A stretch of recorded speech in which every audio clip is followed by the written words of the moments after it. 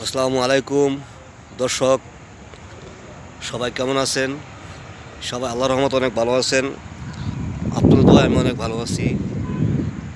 তো আজকে আমি চিটাগং কনকর টানেলে শুটিংয়ে আসলাম। এখানে এসে সকালবেলা অনেক সকাল তো, সেই জন্য কুয়াশা কিছু দেখা যাচ্ছে না। আপনাদের দেখালাম কনকর টানেলটা দেখেন, অনেক সুন্দর দৃশ্য। এগুলো রাস্তার দৃশ্যটা, যেখানে চোখ যায় সেখানে অনেক সুন্দর। এখন আমি ছাদে আছি, এই যে ছাদ, আমাদের এটা হোটেলের ছাদ। এই হোটেলে আমি থাকি। হোটেলের নাম হলো হোটেল টানেল ভিউ।